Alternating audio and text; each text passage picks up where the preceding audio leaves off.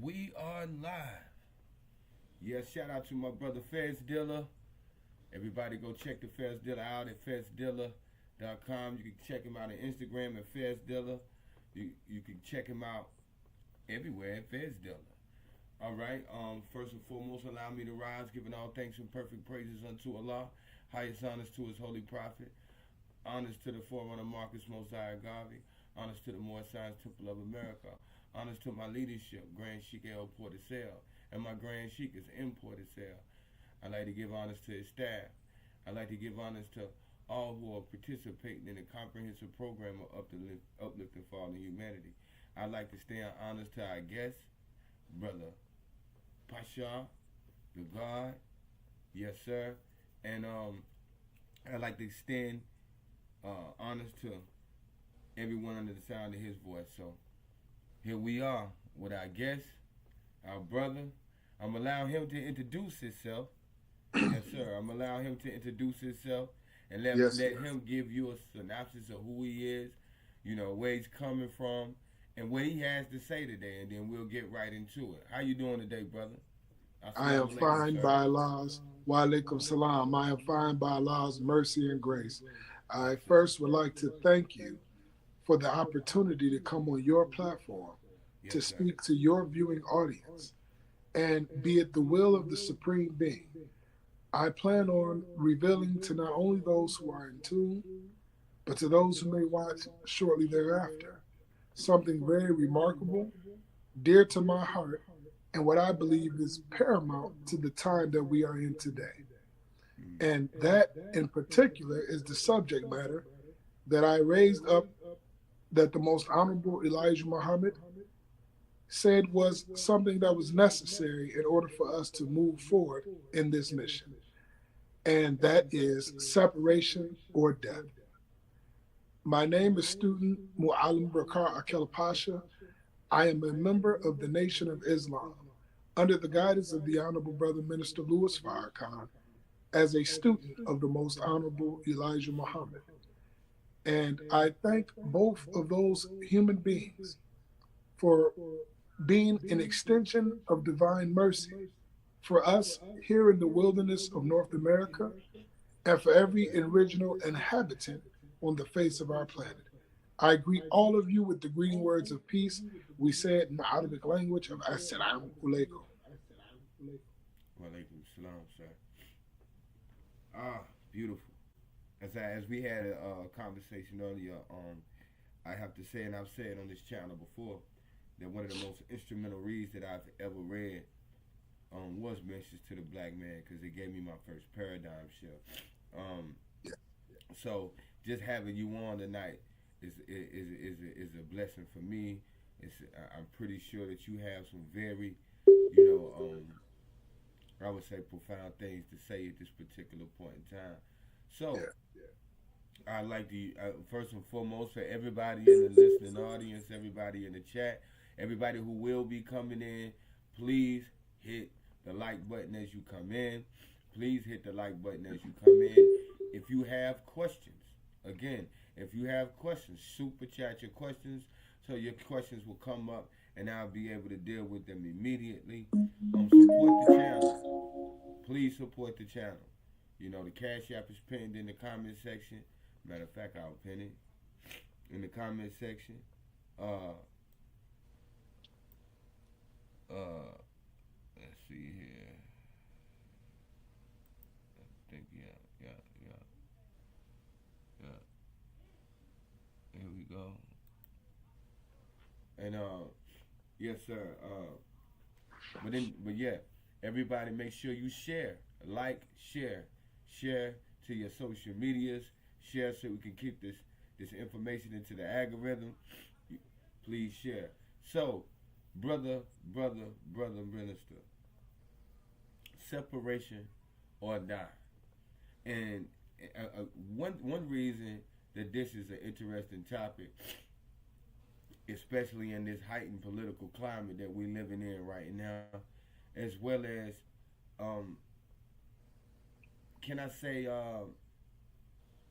for lack of a better words, those who may not be in the know, and their willingness of inclusion, not only physically but also mentally, and even spiritually, because they would like to amalgamate with the ideals of and the ideals and the gods of the pale skinned nations of Europe. So, with that being said, talk to us about separation or die. I'll leave the floor open to you. Yes, sir. Absolutely. Well, this subject matter of separation or death, as I stated, is very paramount.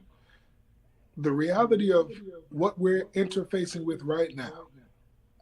The Honorable Brother Minister Louis Farrakhan, in the year of 2023, said the following words as the opening introduction to his lecture, in which he entitled was "The War of Armageddon Has Begun." And in that lecture, he pointed us to the illustration that the Honorable Elijah Muhammad gave sometime around the 60s, in the late 60s or early 70s. And it was a chalkboard that had a depiction of two flags, one of Islam and one of the United States of America. And he posed the question, which one will survive the war of Armageddon? And he said at the ending quote, separation or death. Now, he didn't tell us who would win. He said who would survive. Because as we know, in any war, there's casualties. And when you have casualties in war, no one really is the winner. But who can survive the onslaught? Or who can survive what's coming, that those who benefit from us going or engaging in such activity, that the remnants or those who survive what comes afterward will benefit from what took place. Yes, sir.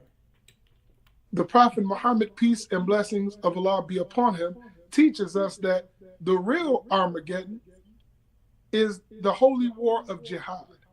And he says that the holy war of jihad is the war with not only internal or external forces, but internal forces. So the Honorable Brother Minister Farrakhan, in the year of 2017, raised the same question in his Savior's Day address, separation or death. And it was given in the state of New Jersey, Newark to be in particular. And that was very significant for that time being, because Newark, as you know, is the headquarters or the home of the headquarters of the Moorish Science Temple of America at that time, when Prophet Noble Drew Ali was amongst us. And in Newark, yes, New sir. Jersey. It was the way he began his work in 1913, yes, sir. In 1913. Yes, sir. Absolutely. So the Honorable Brother Minister Farrakhan wanted us to pay attention to that. And he said that this was the embark or the introduction of Islam to us here in the wilderness of North America. And he said it was very paramount that he chose that place, because he said that the new arc or the new reality in which we were trying to introduce to the world was taking place at that point and at that time for that particular purpose, because we have to understand where we are now in history and why we must learn to separate from our open enemy once and for all. So jihad, as you know, represents a holy war. But what war is taking place? And why is it important right now, more than it is ever in the existence of time, for us to understand why we are here now and why we must learn the importance of self-determination? Being able to assess a situation appropriately and then be able to maneuver in a way that we can be the winners at the end of this road. I hope I'm making sense. Yes, sir. So, in reality, brother, we have these two flags that were being presented to us, and it was giving us a symbol of righteousness and wickedness. And it was telling us that we have the ability to escape what's coming if we adhere to the words given to us in the form known as the religion that represents the nature in which all human beings were made. And if we go to the Quran in Surah 30, Ayah 30, it says, set your face for religion, being upright, the nature in which God made all of humanity. and there is no altering in God's creation. So Islam is the natural nature of all human beings. And if we submit to the nature in which we were made, then we will survive any onslaught that any enemy has on the behalf of those striving to keep this enemy's world upright. We have a chance to fight if we would just only submit to the nature in which we were given, which is the nature of peace.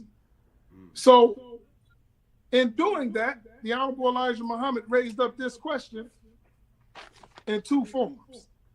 He says, the Muslim program, what the Muslims want and what the Muslims believe. So I wanted to make that clear because sometimes we get scared when we hear the word Muslim or Islam and we think it's something foreign or something that isn't relative to our state of being or condition.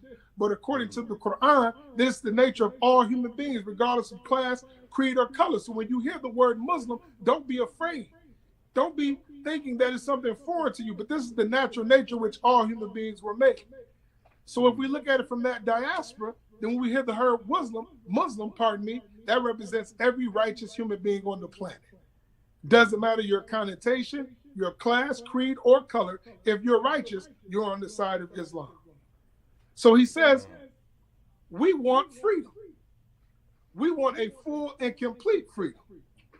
Number two, he says, we want justice, equal justice under the law. We want justice applied equally to all, regardless of creed or class or color. We want equality of opportunity. We want equal membership in society with the best in civilized society. And we want our people in America, whose parents or grandparents were descendants from slaves, to be allowed to establish a separate state or territory of their own, either on the continent or elsewhere. We believe that our former slave masters are obligated to provide such land and that the area must be fertile and minerally rich. We believe that our former slave masters are obligated to maintain and supply our needs in this separate territory for the next 20 to 25 years until we are able to produce and supply our own needs. Well, why is that important now? In the year 2022, in the month of February 26th, Russia decided to bomb Ukraine. And most considered that an attack that would initiate what is now known as the War of Armageddon. And the Honorable Elijah Muhammad teaches us that that is the war to end all wars. But something took place on that day that initiated the start of what the Honorable Brother Minister Farrakhan told us what happened next after the pandemic. And he said that famine would be underway. And the Russia army had bombed the import and export of Ukraine and seized several trucks that were filled with whole grains in efforts to be the leading import and export of whole grains for the entire world. So what's going on? And then we noticed a few months prior that it was a strike getting ready to take place here in America, and that strike was going to cause a food shortage and a spiking in prices. Do you recall that? Yes, I do. Absolutely. So the next aspect or phase of the plan of our enemy is to create what is known as a drought. And in this drought, if he's leading the import and export of all foods in international trade, then we don't have a win in that fight if we're not learning how to be self-sufficient. Yes, sir. Saudi Arabia, if you didn't know, around the year of 18 or 19, they purchased a large amount of water in the state of Arizona, the government of Saudi Arabia, because they were being depleted of their natural resources. China, around the same year, purchased Smithfield food industry, which is which we're not concerned because we're Muslim. They are the ones responsible for the distribution of the swine flesh through the community. But I'm saying it for a reason. This is the largest import and export of that, and the China has found a way to purchase that. Well, what's going on? The Honorable Elijah Muhammad said that the enemy would not be able to provide jobs for the millions of his unemployed, let alone you. So what's happening is that America is outsourcing its natural resources and finding a way to privatize natural resources that those of us who are not on the side of America or in business with America will be basically on the end of the totem pole, and will be forced to do business with them or suffer the consequences. Yes, sir. I hope I'm making sense of what's going on. You're making sense, brother. You're making sense. I'm looking at the chat. Said the sound was kind of low, so I'm trying to raise it up a little bit. Go ahead. Copy. You're most definitely making sense. Copy. We have Brother Awareness Daily in the chat. I appreciate you, brother. We got Brother Louis Sereno Bay in the chat. Islam, Muslim, Islam. He stated a couple things. He stated Brother Graphite L. Sr. was the Grand Sheik of Moorish Science Temple of America, number 10 in Newark, New Jersey. His son became the student minister of Muhammad Mosque in Newark, New Jersey. Brother L. Evans Bay was one of the founders of Mosque 7. In later years became the Grand Sheik in the Moorish Science Temple of America. Interesting history. Yes, sir. Yes, Absolutely. sir. Yes, sir. Yes, sir. As I say, everybody, please hit the like button. Please share to your social medias. Also, if you have any questions, please use the super chat. If you want to donate, please donate to the channel. The Cash App is definitely pinned in the comment section and on the screen. Hit that link. Absolutely. Go ahead, brother. So no, you're fine. So the point I'm getting at is that, brother, we're heading into the next phase, or what the scripture refers to. If you notice, in the book of Revelation, it talks about 4 horsemen, and these 4 horsemen would bring about certain plagues or calamities that would be giving us a term for the worst. Yes, sir. So the first plague, according to the first horseman, would be pestilence. And we experienced that with the coronavirus, where the whole country and the whole world was shut down. The next plague was famine. And famine was taking place because of the shortage of food and the drought that we would experience that would cause us to go into a form of a barren wasteland or a dark age. This is what we're experiencing right now. So I said all that to say about the different things that are taking place, that America is outsourcing all of its resources. So we have to find a solution to that, or we'll suffer. Because are you familiar with what is known as carbon emissions? Explain it for the chat, brother, man. I will. Now, carbon emissions is a system that most of our electrical companies in particular are trying to sell to each household because of the carbon emissions that are being produced in the atmosphere from all the toxic waste from factories, so on and so forth, and it's polluting the airwaves, right? It's polluting the air. Now, they're trying to create a curriculum to where you can purchase a certain amount of emissions that will allow you to have air that you can breathe freely.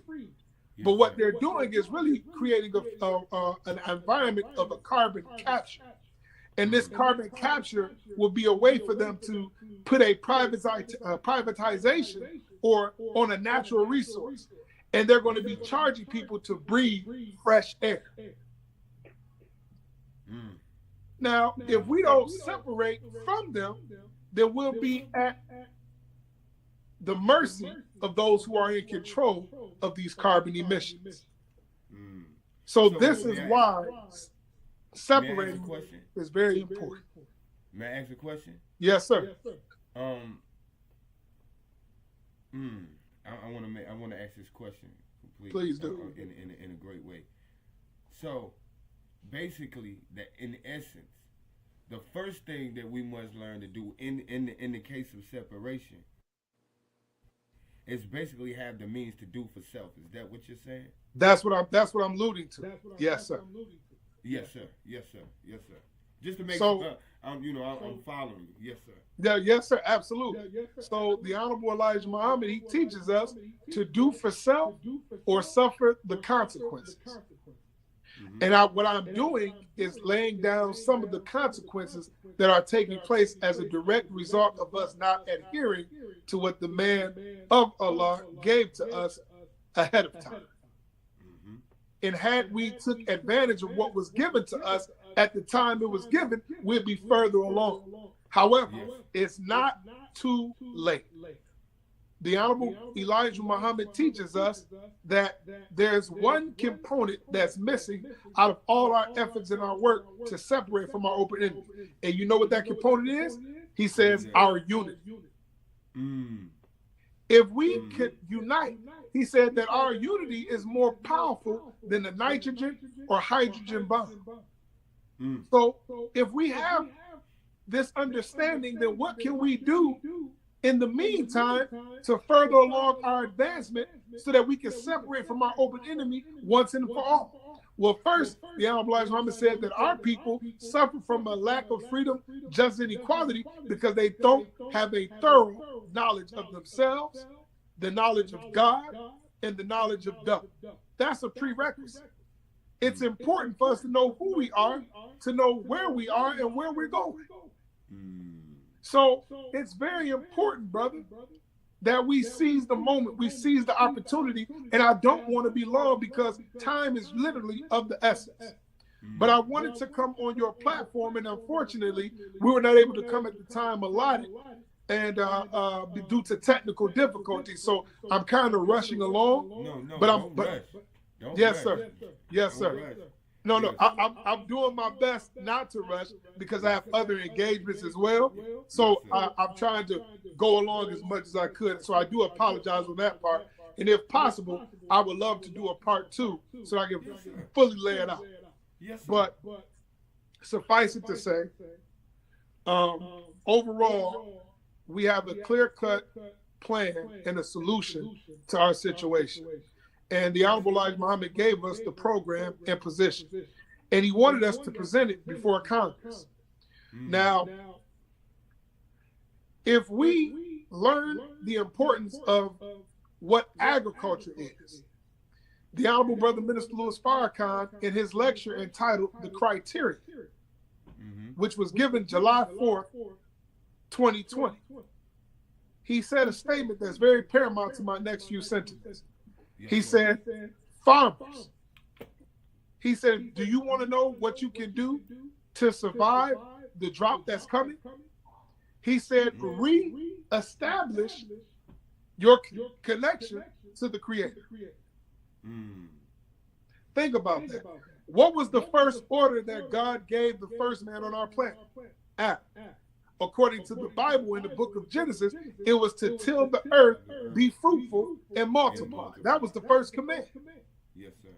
Then when you go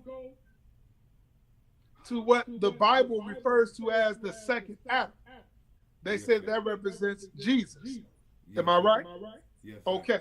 Now, when Jesus was crucified and he was made to appear as dead amongst his enemies, after the third day, according to the folklore, he rose from the Rock of Gibraltar, and he came back amongst the living, for he was resurrected.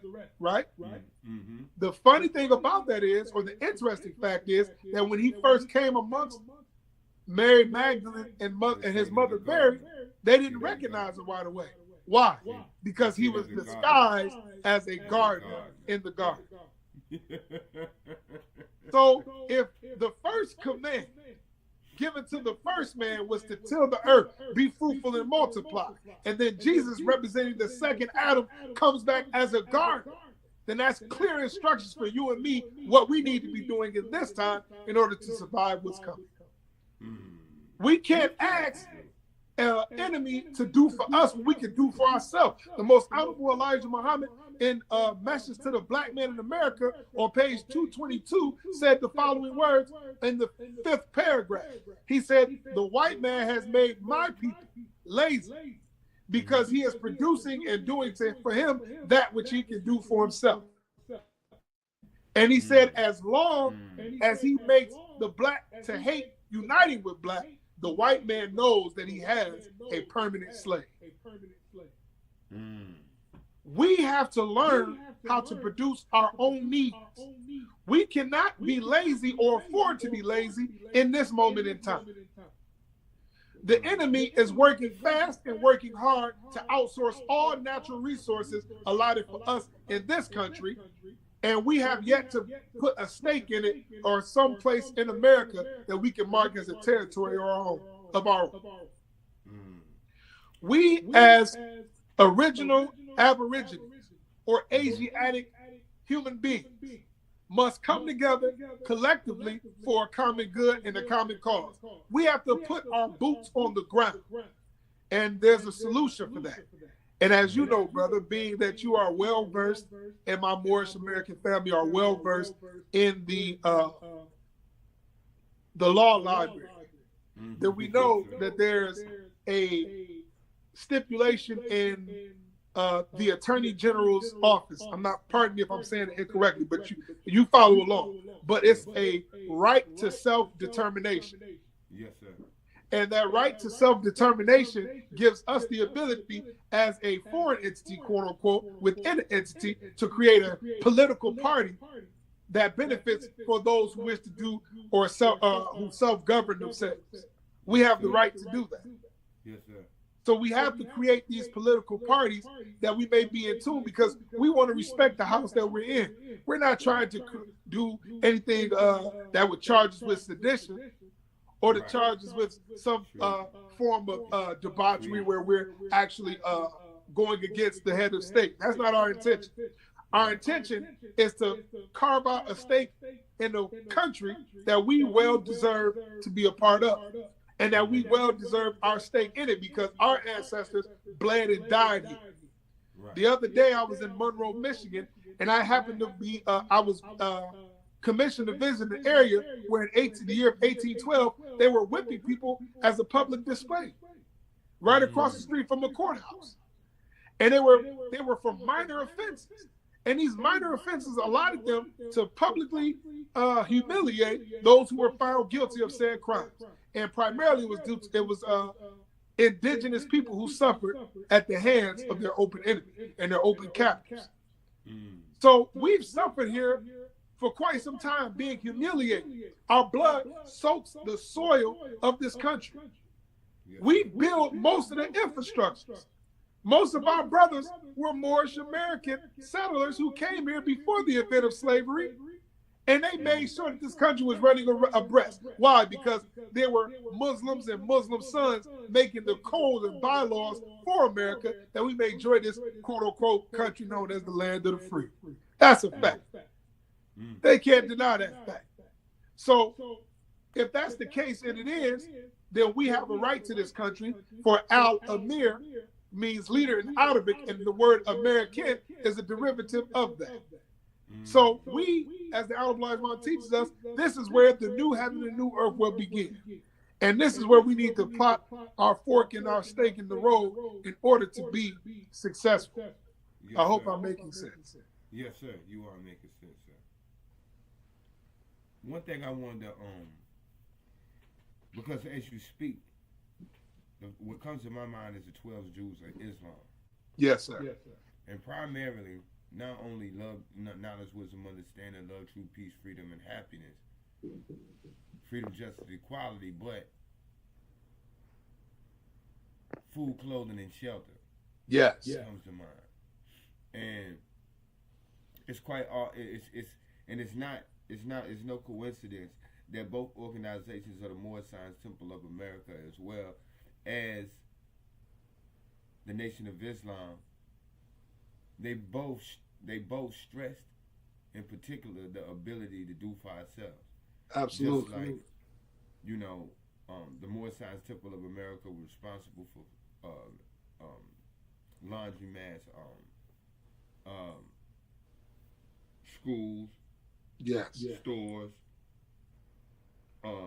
almost a plethora of things, and we had seamstress. Seamstry was an element within the Moorish Science Temple of America, and as well as in the early stages, and I know the early stages of the Nation of Islam under the leadership of the Most Honorable Elijah Muhammad, because I know he stressed being able to clothe ourselves, and sisters would make garments.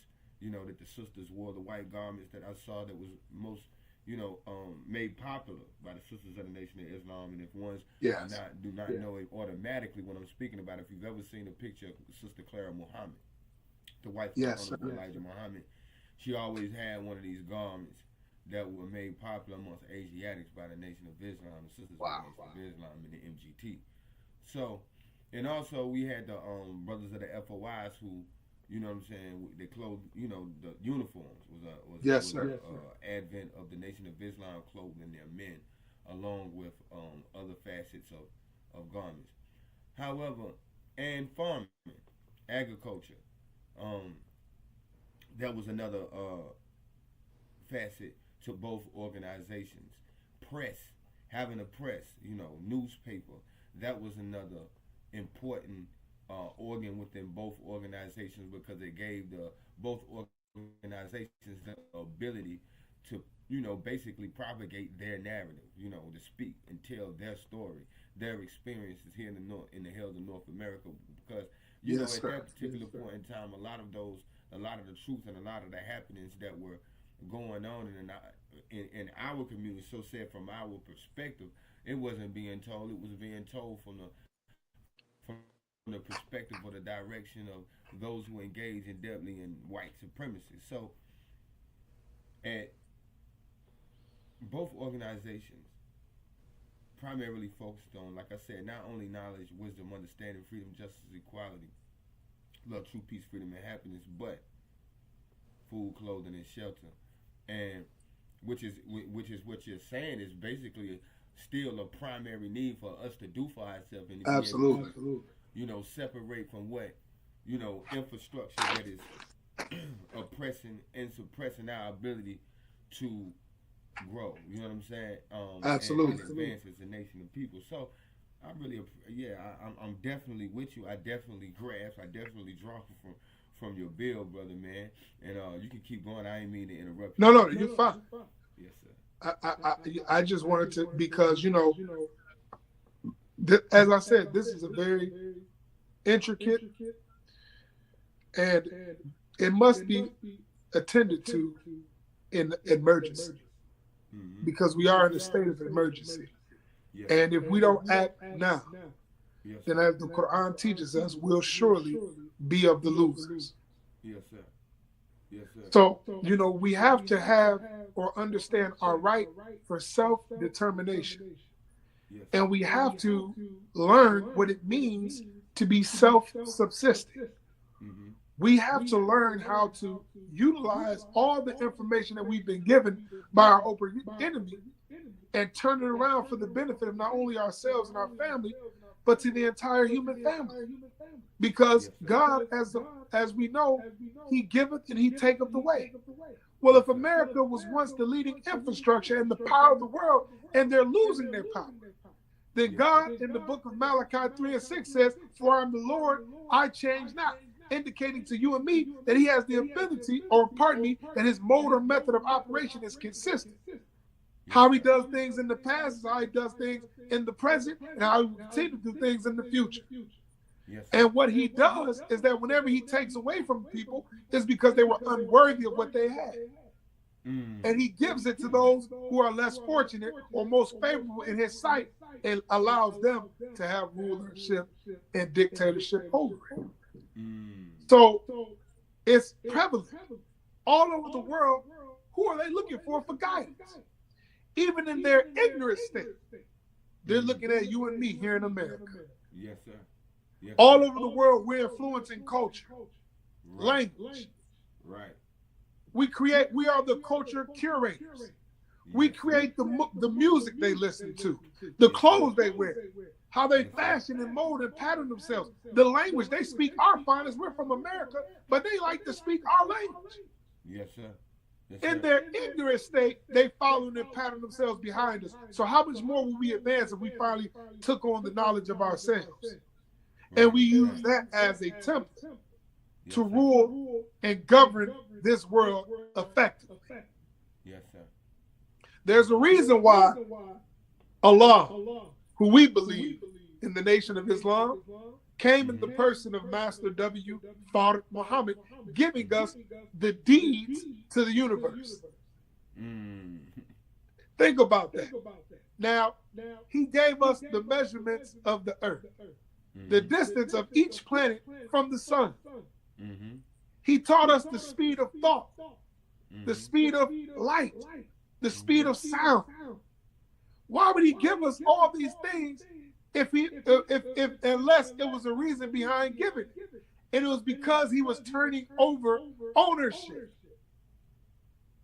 He says that it belongs to the originator of the heavens and the earth, but the originator has to come in a form most tangible in order for us to identify with, because there's no such thing as a mystery God. How do you know that? Because our open enemy don't believe in the mystery God that he put on you. He tells you that you have to wait and die for your pie in the sky while he's on the ground with something sound and still moving around. Yes, sir. If you go to the more enriched communities of America, you'll see some of the details they tell you that you see when you die, like gold paved streets, pearly gates. These are things that are material that come from the earth. So that means that it's a place that you exist while you live, not while you die. Because as the Al teaches us, what would be the significance of a material entity in the spiritual universe? It would have none. So it's not mathematically sound to believe in that type of false doctrine. It doesn't make sense to do so. So even in the Moorish Science Temple of America, we have the teachings.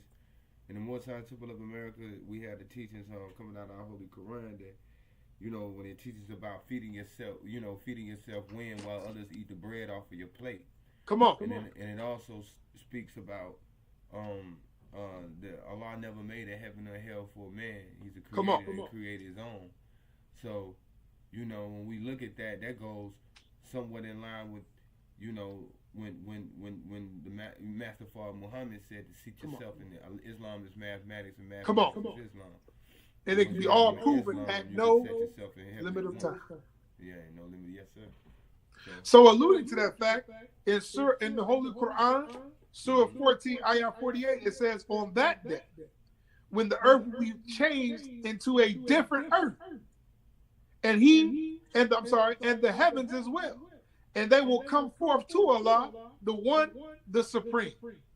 In the footnotes of the Maulana Muhammad Ali's version, it gives you clarity on that verse. And it says that the transformation wrought by the Holy Prophet, no doubt, changed the earth into a different earth and the heaven into a new heaven. The Arabia at the birth of the Prophet was not the Arabia at his death.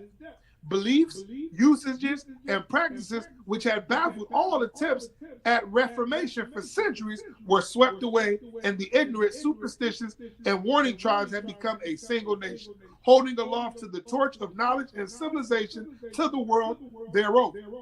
Ideology was blotted out of existence, and there was no vestige of it, and it couldn't be found among the people who had remained addicted to it for centuries. But he goes on to say, and that great change must now over the whole world, but the spiritual resurrection as well as the physical resurrection is only an indication of the great day of resurrection. So what took place on a spiritual sense had to have a physical counterpart in order for us to interpret. So if you have a spiritual component that's not tied to something tangible, then it goes without saying, or it holds no value, it holds no weight, because you and me are living entities. We can't identify with something that we can't comprehend. Yes, sir. But this is why he gave parables in that way. In the Quran, it says that you will have rivers, gardens with rivers flowing beneath you. Why was that important to say that? Because he was giving revelation to a people that was surrounded by a desert. And if you want to give a picture of what revelation can give to you and how it will make you feel, it's in comparison to gardens where rivers flow beneath. So that you may identify with the origin or essence of what I'm trying to reveal to you. It has to be planted. It's a seed that has to be planted and it has to germinate. And just like a seed goes in the ground and is planted and it germinates and brings forth the stalk, so is the spirit in the kingdom of God. It's an idea that has to be implanted into your mind. And then it has to germinate. And then it manifests through the action of individuals who received the seed and allowed it to take root. See? Yes, sir. Demonstrate, brother, man. So the reality of it is, brother, we have to separate or die, because like in agriculture, if you don't prune away at the tree, then the fruit that's being produced from it will not bear any fruit, because there's no energy attached to a weaning away or dying, decaying plant. America is that dying, decaying plant. And if we continue to keep ourselves attached to a plant that's decaying and dying, then we'll suffer the same consequences as the part that's decaying and dying. Does that make sense? That makes plenty of sense, sir. So what do? How do we separate from our open enemy, that we may benefit from some of this magnificent bounty that God desires to give to us? First, we must unite. Secondly, we must accept a program and a position that's feasible for all humanity. Then third, we have to go to work to make that a reality. Yes, sir. Yes, sir. Hey, listen, we got some people coming in. Nazarene, I seen TV. That's my moderator. Yes, sir. Good to see you in the building. Who is that? The Sheikh?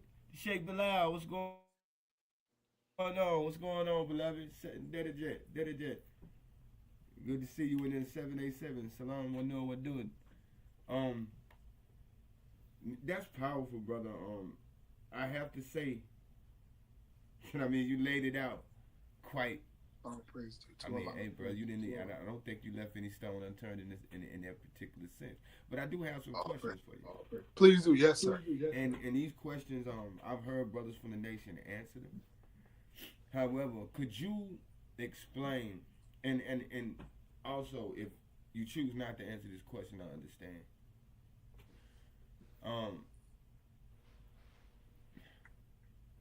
The most honorable Elijah Muhammad, when he left in 1975, am I correct? Yes. When he left, when he departed in 1975, the Nation of Islam was a multi-million-dollar organization. Yes, sir. And in a matter, I may be given a grace period by what I'm saying. In a matter of years, it went from that to a disassembled shell of what it was prior. And one of the most celebrated brothers in the Islamic world, especially in America at this particular point in time, is none other than Elijah Muhammad's son. Yes, sir. Who is Warf Deen Muhammad. May Allah be pleased with him. May Allah be pleased with him. Now, when I came into Islam, I took my Shahada at 16 years old. I was incarcerated. However, it was his ministry, his organization that was had charge of the chaplaincy at that particular institutional correctional facility that I was housed in at that particular time. So I took my Shahada with them, and I was taught, quite a few things as it pertained to the teachings of the Nation of Islam, and, how, Imam Warudin was supposedly reforming and purifying the Nation of Islam by the decisions that he made. Here in 2025, now that we're so far, we have a nice stretch between 1975, the things that were done in that particular point in time. What is the perspective and what is the viewpoint on his actions today amongst the members, the believers of the Nation of Islam under the leadership of Brother Minister Louis Farrakhan? Yes. From our understanding, for every action, there's an equal or opposite reaction. Yes, sir. And we as a people don't fully understand the law of cause and effect. But for every effect that takes place or precedence in our lives, there was a cause or driving force behind it.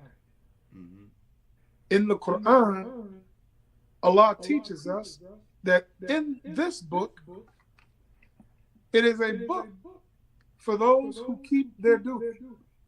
who believe in the seen and unseen realities, right?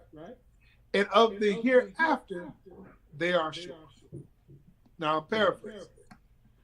But those of us who understand the reality of Allah, for in the Quran, Allah says that He is the only reality, then nothing goes into sequence without His either active or permissive will. Number one. The Honorable Elijah Muhammad, for years before he made his ascension, informed his delegation that he was leaving. He made it clear that the nation would fall and it would rise again. And when it rises, it would never fall again. He made that clear. By what means or methods he was going about it, he couldn't reveal it. Why? Because if he did it, then the plan wouldn't have followed through. Had he let them know exactly how it was going to take place, someone may have thought of it and put it to a halt and wouldn't allow the process or procedure to go through the sequence it needed to go to. But a man who has insight like the most honorable Elijah Muhammad, his mouth was not made to say things that didn't hold weight or value. He said that my mouth was not made to speak idle words. So when he was giving the delegation these facts, he was right and exact. He told them that the Malcolm X was going to be with them for no longer than 10 years when he first met him, when he first came home from prison. And lo and behold, 10 years later, Malcolm was no longer with us. So this is a man who has foresight. He knew that the beloved nation that he loved had become corrupted, inside and outside, from internal and external forces. So if you know as a farmer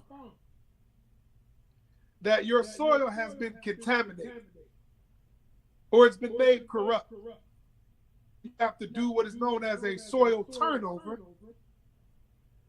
do an assessment on it, abstract the impurities from it, replenish it with other seed soils and siblings, and then replant what you had in mind from the very beginning to yield a more proper produce.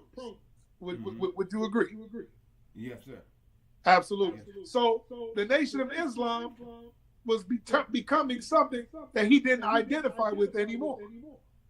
It wasn't the nation he had in mind.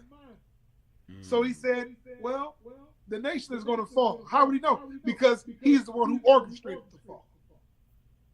Whoa. Yes. He said, but it will rise up again, never to fall again. Because he had found what he had been looking for.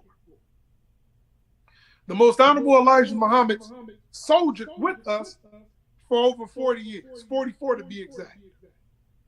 And he said that it took him 40 years to learn what his true mission was. He would have talks with the Honorable Minister Louis Farrakhan along with others who were at his dinner table, and he would be singing a song that a man was climbing a mountain 40 miles high. And he was saying, where will my help come? And then he'll go on about another subject. And then right in the middle of his other subject, he'll go right back to it. He'll say, a man was climbing a mountain 40 miles high. And he kept asking, when will my help come? He'll go on and say something else. Then he'll come back and say, he said, the Savior didn't allow me for 40 years to have a convert onto myself. Now listen to these key words. Now, we know that there's no mountain that's 40 miles high. The tallest mountain, which is Mount Everest, is 29,141 feet high. But that doesn't amount to 40 miles. And interesting enough, today, the day of our interview, an earthquake took place in Mount Everest. And it was a magnitude of 7.1, and its radius was 6 miles. Now, me as a student of the most honorable Elijah Muhammad, I'm always looking for the omens to see where am I being guided to. Now, since this took place, and we're talking about Mount Everest, which is that's the tallest mountain infrastructure on the planet, and an earthquake took there, it brought to my mind that what I'm getting ready to say possibly could ruffle the feathers of those in high places. Why? Because we're taught that we war not against flesh and blood, but wickedness in high places and principalities. So the Honorable Muhammad said that mountains represent high civilization or people in high power. And he said the trembling of the mountain represents those who were afraid of what was being revealed, and they trembled and they shook. Ironically enough, the day of this interview, an earthquake took place on Mount Everest. And to me, that indicated that it was time to release what needs to be taught, which is separation or death. Because those who couldn't separate from the 6-mile radius of it, they succumbed to the injuries and they died. It was over 130 people that died. So we have to separate, because it says in our lessons, what makes hail, snow, and earthquakes. Is that right? Well, let's go to it. I'm saying this for a reason, because it's time now. Now, in Lost Found Muslim Lesson 2, says in question number 8, what makes rain, hail, snow, and earthquakes? Answer. The earth is approximately covered underwater. Approximately 3/4 the surface. Think over that. The sun and moon having attracting power on our planet, while our planet making the terrific speed of 1,037 1/3 miles on its way around the sun. The sun draws this water up into the earth's rotation, which is called gravitation, in a fine mist that the naked eye can hardly detect. But as this mist ascends higher and increasing with other mists of water in different currents of the atmosphere, until when she becomes heavier than gravitation, then she distills back to the earth in the form of drops of water or drops of ice, which depends on how heavy the mist was in the current in the air it was in. Now, think about that. Now, let's break this down. How is that relative to what we're speaking about today? Well, gravitation and attracting power has a lot to do with separation. And water is symbolic to scripture or truth. So the truth is being abstracted from the planet Earth. And those who resonate with the truth are rising to the occasion. Because you have the sun and moon, which are lights in our heavens, and it's drawing up the water, meaning it's drawing up the truth that's being revealed onto a new people. And it's purifying that truth. It's purifying the scriptures of the Quran, the Circle 7, the Holy Bible. It's being purged of any impurity and then being distilled back on the earth so that those who reap it may benefit from the revelation given. Is that making sense? Yes, it makes sense. Now, he said in the end note, earthquakes are caused by the Son of Man, by experimenting on high explosion. In fact, that all the above is caused by the Son of Man. There is no mystery, God. So for every action, there's an equal or opposite reaction, and for every effect, there's a cause behind that effect. So if God allowed us to have this conversation at this dispensation of time, then it's paramount that we must get this to the viewing audience so that they may survive what's coming. So I got off the subject, but I'm going to get back on. Now, the messenger understood that he had to renew the Nation of Islam because it had been corrupted, as we just described in the lesson number 8. So he had to abstract, and he had to do a process known as gravitation, where he had to ascend, and he had to remove the impurities from the soil, that he may turn it back over and plant the new seed, being that of the Honorable Brother Minister Louis Farrakhan. And he said, and Jesus said, on this rock will I build my kingdom. He took Peter, who was one of the disciples, and he made him the rock. He said that the stone that the builders rejected, the builders were the tiny nation of Islam, who didn't necessarily accept the Honorable Brother Minister Louis Farrakhan because they thought he was trying to teach something that was not relative to the time. There were situations that took place where the Honorable Minister Farrakhan will be speaking about the spiritual component of the mother will. And the Honorable Elijah Muhammad would get reports from some of the believers who would say, oh, the minister not teaching the way you teaching it. And the messenger first, one time he chided the minister. He said, I don't want you to teach what I taught the same way I taught it 40 years ago. I want you to expound on what I've given you. So when he started to do that, the believers didn't know that was an assignment he was given by the messenger, and they were reporting and saying he's teaching other than what you taught. And the Honorable Elijah Muhammad said, oh, look at him. He said, look at him showing off his wisdom. Why did he use those words? Because he was he was whipping the minister, but raising him at the same time. He said, look at him showing off his wisdom, meaning that he wasn't wrong in his assessment, but he's showing it off. So he's doing something a little ahead of his time. Yeah, so he may have a little vanity in it or something. Possibly, right? So he's whipping them, but raising them at the same time. So he did that purposely because he saw the rotten characteristics of those who were in his nation. And because of that, you know what I mean? Hold on one second, brother. Yes, sir. Everybody, I'm really enjoying this dialogue with the brother. If any of y'all have any questions, make sure you super chat them so we can get them in. But the brother's back. Yeah, I'm back. Yeah, so I want to finish that what I'm getting at. So I got a little sidetrack, pardon me, but I'm gonna get right to it. I'll make it clear and concise.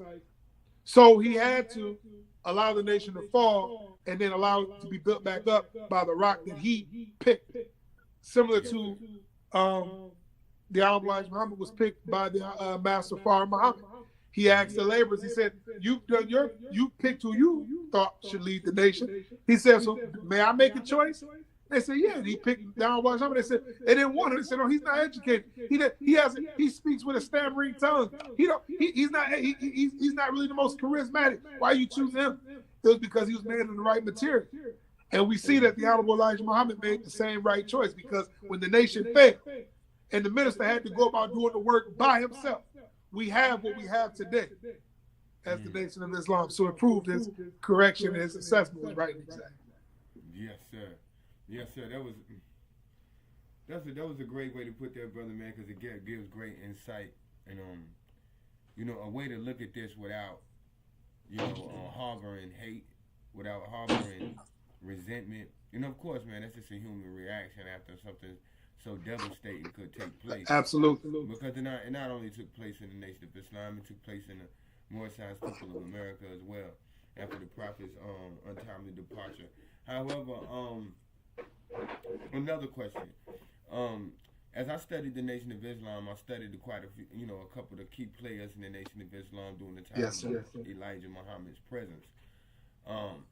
And it brings me to the subject of angels, right? Yeah. Because in the Moorish Temple of America, we teach that it asks us, what is an angel? An angel is the thought of Allah manifested in human form, right? In human flesh, excuse me. It's reported in some of the stories of the history of the Prophet Noble Juwali that so-called angels were reported amongst in his presence. One preferably, if I remember the history right, an angel. I don't even want to quote it because I don't want to butcher the story. However, also you have, I can say there was an angel who warned ones that if they touched the hair on the prophet's head, he would kill them all. However, I heard of these angels having visits with the most honorable Elijah Muhammad. These individuals they call angels. They said he had visits during his table talks. There were some that were present during certain table talks when he would host people at his dinner table. Also, they said one of these particular angels showed up at a Savior's Day celebration. Yeah. Would you like to speak on that, or could you give us any insight on that subject matter? Yes. I'll give to best of my ability. Now, during the Honorable Elijah Muhammad's Savior's Day lecture entitled "The Sun Rising in the West." He had two guests on the stage with him, and he referred to them as scientists. These two individuals, I don't recall the name of one of them, but the other was Semiphatic. And Semiphatic hailed from Turkey. Now, as you know, Master Faruk Muhammad's mother was from that very same region. Now, the Most Honorable Elijah Muhammad teaches us that angels are human beings that are with supernatural abilities, but they're human beings nonetheless. The word super only means superior or advanced. There you go. And natural is the root word nature. So what it's basically saying is that you're just showcasing the superior or advanced nature of human experience or human potential. We all have that ability. The Most Honorable Elijah Muhammad said that some of us are angels and we won't know it until the proper time. The Bible tells us in the book of Jude, I believe, it says, be mindful who you entertain because you may be entertaining an angel. So if you look at it from that diaspora, then we know that angels are human beings with supernatural abilities. Not foreign to the human experience, but above and beyond the comprehension at your present moment or present state of being. But we all, if we submit, could obtain these same heights. Yes, sir. So he teaches us also that these scientists were responsible for the crafting or the fashioning of what is now known as the mother plane or mother wheel. And he said that these scientists were from every color of the seed that was of the human family. So you had Asians that were in part, from the brown seed, Japanese, to the yellow seed, Chinese, to the red man, the Indian, as well as the Caucasian, I'm sure. To a degree, not the Caucasian of America, but the Caucasian from Russia. Big difference. The big difference. You know, General Patton, he referred to the Russian as Asiatic. Did you know that? Yeah, he said that they're more Asiatic than they are European. And when you think about it, it makes sense because they accept Islam over there. Yes. And there are quite a few in the masjids down here. They have an international masjid here in Charlotte. There's quite a few pale-skinned Russians. Very much so. And they carry themselves different than the usual Caucasian. Would you agree? I have to. I would have to. Absolutely. And this is the region that Master Muhammad's mother came from.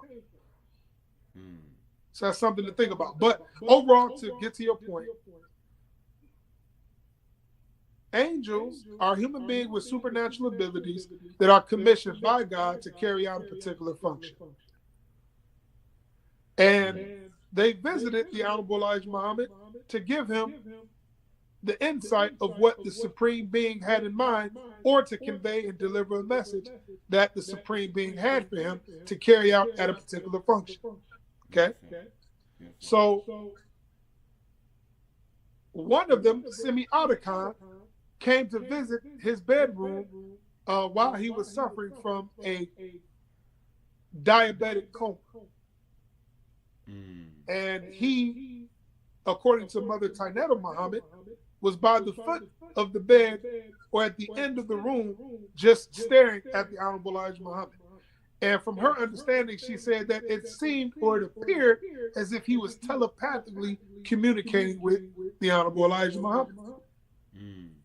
Now, this is what I want to make note of. Now, we know that the Honorable Elijah Muhammad made his transition, or ascension, as we like to say, on February 25th, 1975. Is that correct? Yes, sir. Well, They say that on that day, it was a huge storm that took place. Said it was just sunny outside. It was the days prior. It was cold. Don't get it twisted. But it was no sign or shadow of any type of storm coming that day. However, on that day, they said it was a huge cloud that came over Mercy Hospital.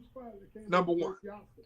Now, if we take the scripture in the book of Ezekiel, where it says that it was a cloud by day and a pillar of fire by night, describing this phenomenon known as the mother wheel. If we go 33 years prior, the same day, but 33 years back, you know what year we come to? If we go 33 years back, we go to 1942, right? 42, yeah. And what took place February 25th, 1942? Tell me, brother. Want me to tell you? Yes, sir. The Battle in the Sky of Los Angeles. It was the first appearance of the mother wheel publicly throughout the entire country and the entire world. It was the first time that the enemy had laid his eyes on what they refer to now as unidentified aerial phenomenon, formerly known as UFOs. But you can look this up. The same day, February 25th, 1942, the mother wheel made its appearance. 33 years later, it makes its appearance over Mercy Hospital, and it lifts up the Honorable Elijah Muhammad. You can take it or let it alone. But it's a significant reason why I'm mentioning it, because 33 represents a significant number when it comes to the raising of Jesus. Jesus was 33 years of age when he made his ascension and was taken to the right side of his Lord. 33 years later, after the wheel makes its first appearance, it makes its appearance again on the same day. I don't think that's a coincidence. On the Holy Quran, it says that Jesus was made to appear dead. It says, but they did not kill the Messiah. They said that he was only made to appear as dead, and we raised him up to us, to our right hand. That's what the Quran says. Well, the Honorable Elijah Muhammad was made to appear dead, but he wasn't. Now, we're talking about supernatural abilities. So those of us who say it's a little bit far-fetched to believe in something of that nature, well, I beg to differ, and I question you who believe in Jesus, who has been gone for 2,000 years, yet you believe he's going to come back and save you. Those who say they accept Islam, they say they believe that Prophet Muhammad is in the heavens and that the Messiah Jesus will return with him, or the Mahdi will return, pardon me, and he will be from the Prophet's blood lineage, and that the Christ or the Messiah will return with him. Well, these are living human beings. So last time I checked, a body cannot be exhumed for that long. And come back. So that must mean that it's talking about somebody in the physical that would carry these characteristics, that would be alive in our time. And how would that go about? That's just something for you to think about. You take it or let it alone. The time is not allowed for me to go over it like I would like to, but I'm just giving you my small little spill over there. Yes, sir. Yes, sir.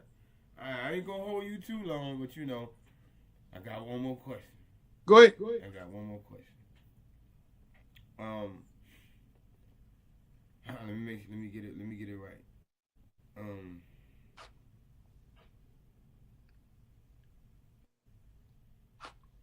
Let's talk about since we're on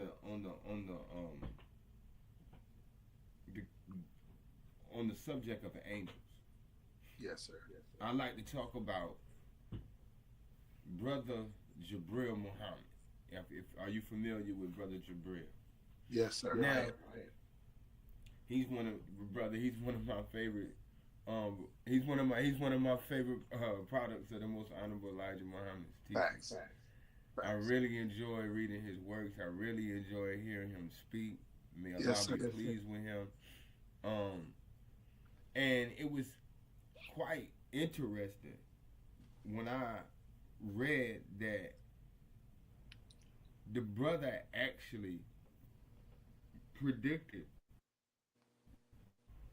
the Honorable Elijah Muhammad's departure to the day. And I think they said, I don't know, did they say to the time too? But I know Yes, it's sir. the date. Yes, sir. Yes, 3 sir. years prior to his departure. And he even told Elijah when he would go. This is a fact. And that was so, you know, that struck me. That struck me in brother, who, you know, it makes you be like, man, how you know that? You know what I'm saying? Indeed. And it was said that the Most Honorable Elijah Muhammad told him that, well, I could tell you how it was going to happen, but that's not necessary. However, talk to us a little bit about. I know you probably you know he passed away. He was doing it. He was here in the manifest when Elijah was here. So I wouldn't automatically assume that you had any time to spend with him. But I'm just saying, I know he's a major figure in the nation of Islam, and I know you probably heard plenty of stories about him. I know you probably you know. So I just wanted to ask you, first and foremost, how has his departure from from you know his departure affected the Nation of Islam, and how instrumental from your perspective, being where you are here today in the Nation of Islam, how instrumental is he to your growth and development, or the growth and development of the Nation of Islam up to this point? Oh, brother. Brother Minister Jabril Muhammad, may Allah be pleased with him, is a very extraordinary, intricate, and pivotal part of our nation. Because had he not held on to the faith, had he not did due diligence in his study of both Bible and Quran, and be somewhat of a theologian of the scripture, he would have not had the dictation and conviction to believe that his Redeemer lived. That's number one. In him having this understanding, you know, when he first came in contact with the Honorable Elijah Muhammad, he told him to his face that I love you more than I love my mother. Now that's heavy. Because when you love someone more than you love the person who brought you into this world physically, that shows the level of dedication that you have toward this individual. So he was a man who loved his teacher, lived his life for his teacher, and died believing his teacher up into his last breath. That's number one. Number two, the Honorable Elijah Muhammad teaches us that our history is written 25,000 years in advance. Yes, sir. And that is a collective or a group of men referred to in the Bible as the 24 elders. In the Quran, they're referred to as the 12 imams, or the exalted assembly. In the Zodiac, it's referred to as the 12 constellations. In the Bible, 12 tribes of Israel, so on and so forth. The number 12 keeps coming up. 12 is an indication of leader. I'm going to expound on that in a minute. I'm getting to a point. But these scientists write the history in advance, and they determine what the people are going to do for the next 25,000 years based off the state of mind of the people at the time of their writing. The Honorable Brother Minister Farrakhan said, these are not mathematical geniuses. These are gods of mathematics. So that's a different connotation. Now, he also teaches us that Islam is mathematics and mathematics is Islam, and it can be proven at no limit of time. How? Because Islam existed before time existed. Submission to do the will of God existed before there was an inkling to even engage in what is known as movement, which creates time.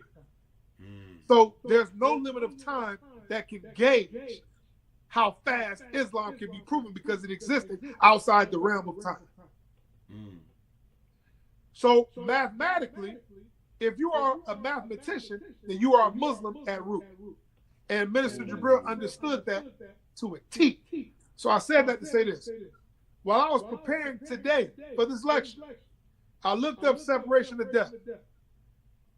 Now, separation of death was a lecture that the minister gave in the year of 2017. I'm getting to a point. Yes, sir. Today in the Asiatic calendar, it's January 7th in the Gregorian calendar. But in the Asiatic calendar, it's month 10 al-Shahr al-Lishr, which means month 10, day 17. Listen good. Today's the 17th in the Asiatic calendar. The Honorable Brother Minister Louis Farrakhan had his vision-like experience that he went over in that lecture on September 17th. So the number 17 comes up in the rakats. We know there's 17 rakats in total. Is that correct? Yes. So 17 rakats represents a complete and total system of devotion. It's the completion of a particular part of the work. Interestingly enough, brother, in the 17th chapter of the Quran, entitled The Israelites, the first verse of that chapter goes like this. So I'm doing the math now. This is what Jabril did. I'm explaining. I'm tying it all back in. Just be patient with it. Yes, sir. I'm tying it back in. Don't sweat. Now, in the first verse of chapter 17 of the Quran, I got to get to it, pardon your brother. Here it goes. It says, glory in the name, Bismillah ar-Rahman ar-Rahim. It says, glory to him who carried his servant by night from the sacred mosque to the remote mosque, whose precincts we bless, that we might show him of our signs. Surely he is the hearing, the seeing.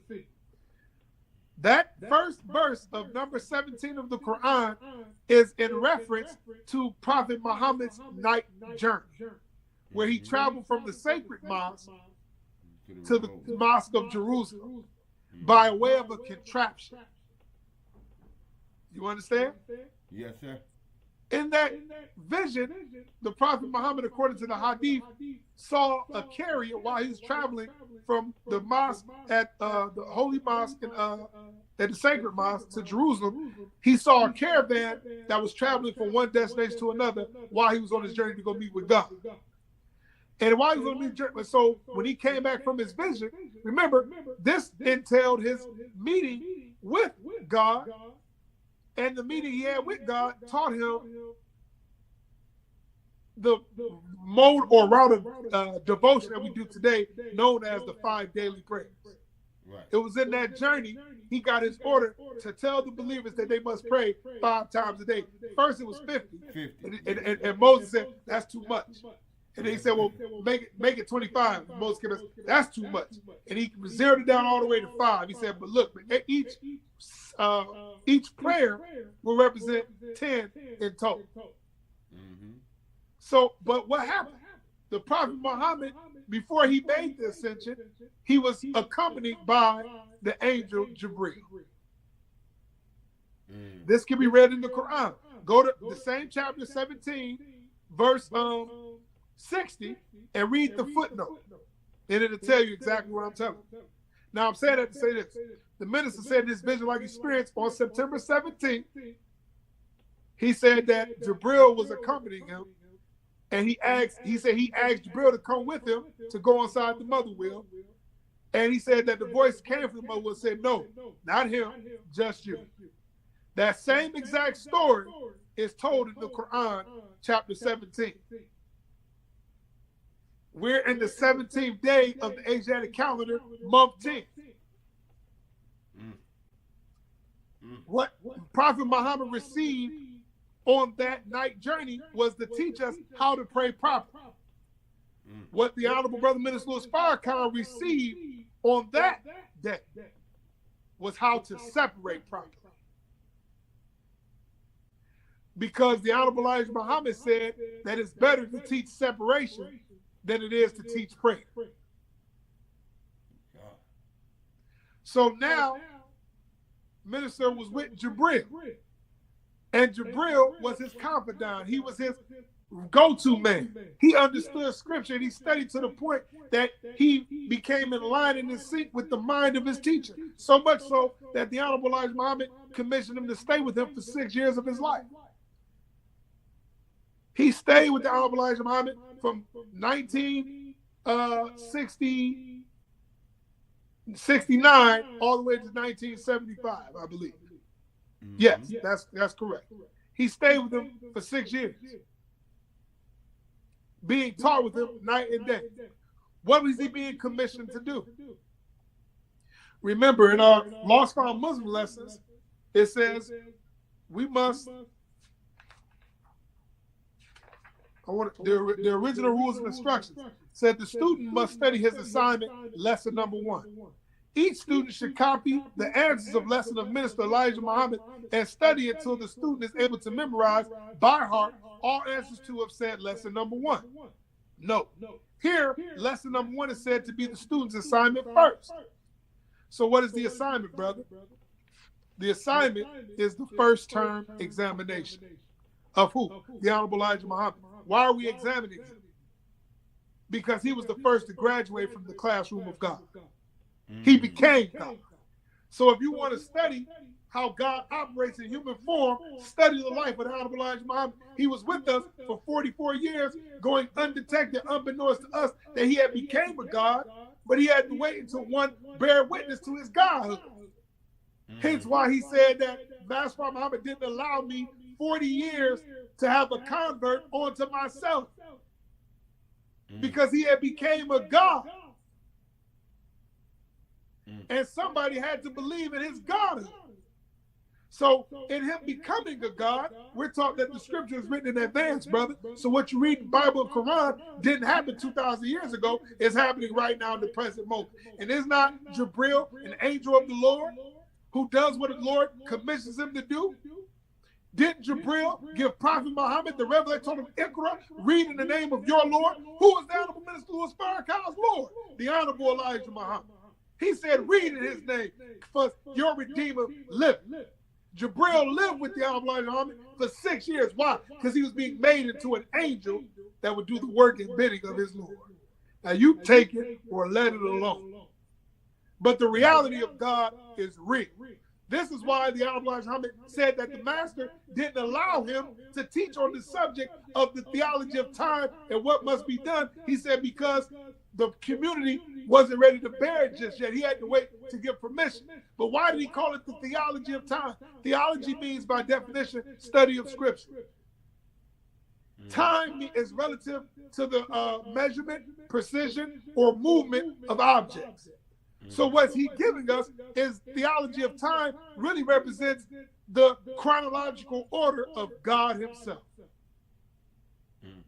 So in the theology of time, he gave us, as an introduction, the story of God's self-creation. Did he not? Yes, sir. Okay, then. So what was he doing? He was giving us God in chronological order, how it was in the beginning and how it is today. Remember, whenever you want to modify, and remember, according to the Islamic scholars, Adam alayhi salam was 60 cubits tall.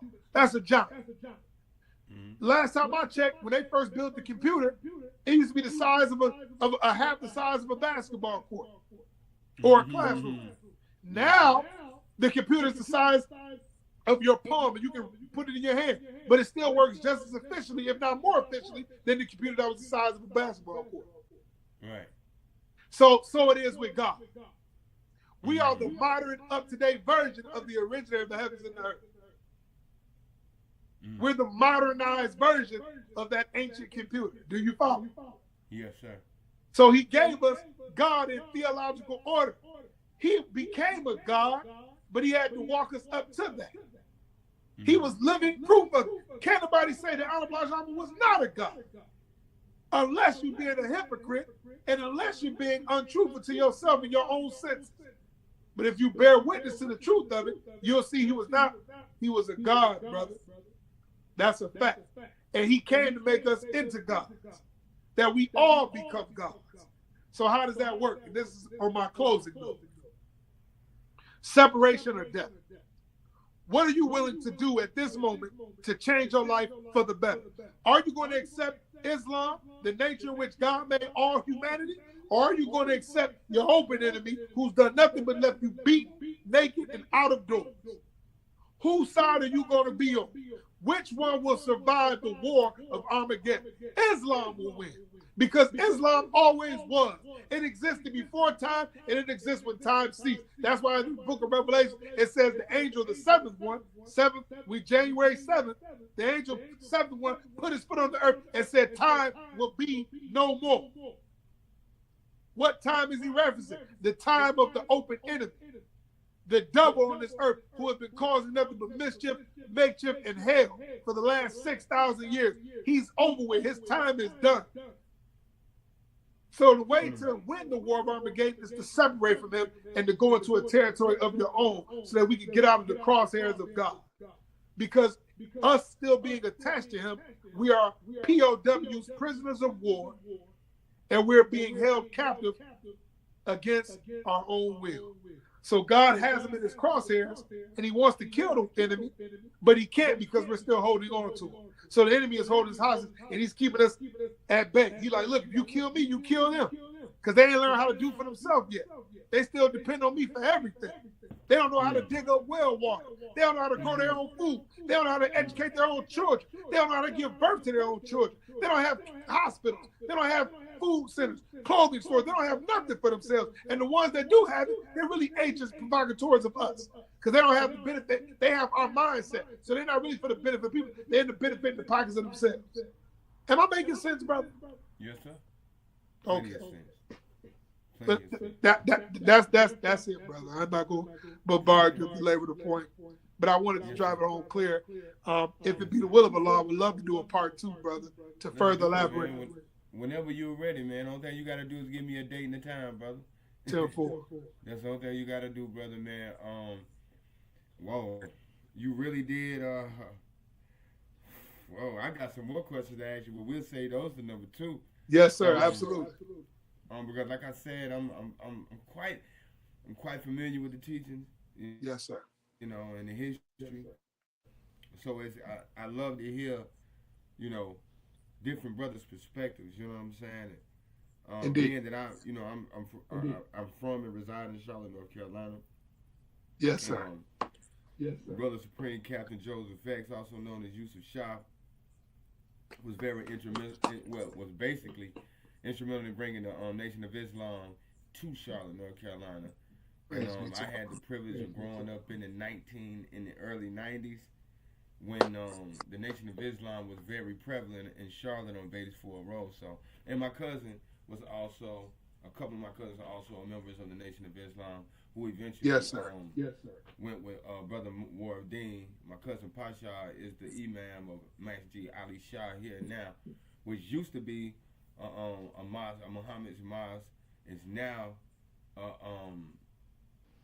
Masjid Ali Shah, and you know, basically the oldest mosque in Charlotte. So, you know, that's that. You know, the Nation of Islam is definitely historical in my city, and praise be to Allah. I had my experience with it. Oh, praise be to Allah. I just want to say thank you and honors and gratitude for coming. Thank you, brother. It was great having you. I would love for you to get into some of that mathematical theology the next show. You know, the way you did, you started going in on it right near the end. But I would love for you to, you know, when you come back, to tap into that a little bit. Yes, sir. I would love to.